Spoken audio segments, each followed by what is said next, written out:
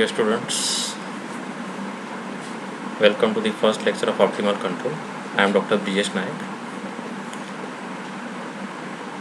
So as I have discussed with you earlier, the optimal control aim is to minimize certain energy function which can be known as cost function or performance index.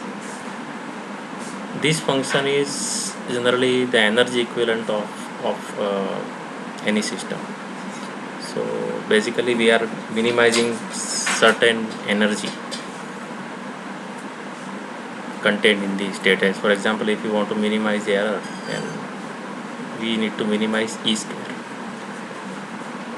Similarly, to start with the theories, we have to understand certain basic types of functions. So these functions are positive definite functions, negative definite functions, positive semi-definite functions, negative semi-definite functions. These functions are represented as Vx. So Vx is positive definite if it is having only positive values for all values of x except for x is equal to 0. So V of 0 is 0, otherwise it is positive. Now Vx is negative definite if minus Vx is positive definite. Similarly, positive semi-definite function may become 0 at 0 or few values of x where it is 0, and Vx is negative semi-definite if minus Vx is positive semi-definite.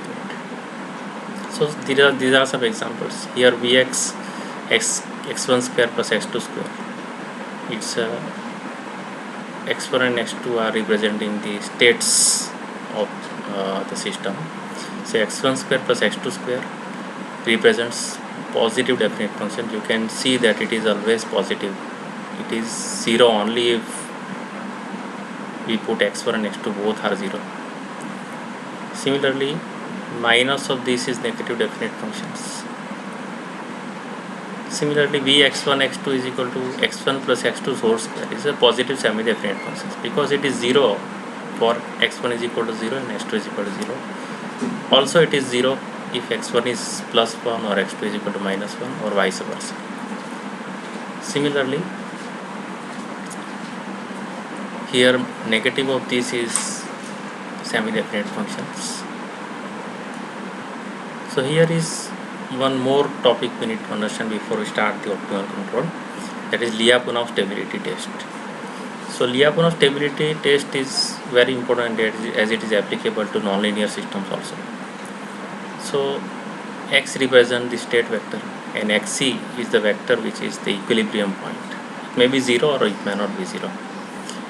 So for some region that is defined in the phase plane is the graph of states.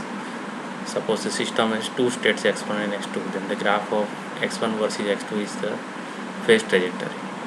So this discussion is in context with the phase trajectory. So there are some region defined. As for example, here the region is S delta and this region is S epsilon. So if any trajectory that is starting from this region S delta and it never leaves the region S epsilon, then it is stable in the sense of Lyapunov. Rather, it is called as the asymptotically stable system. In this case, the trajectory returns it.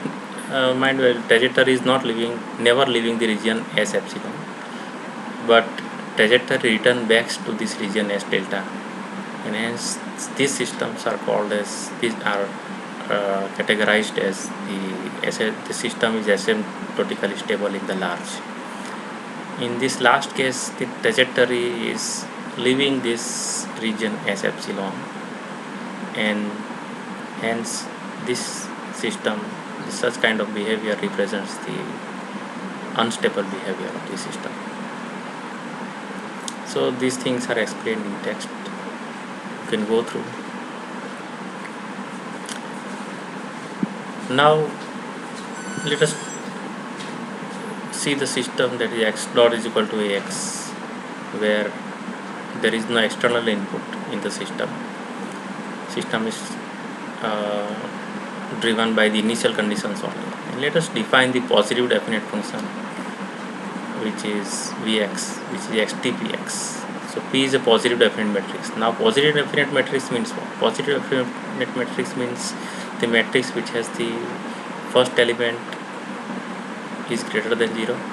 Similarly, it has any uh, determinant of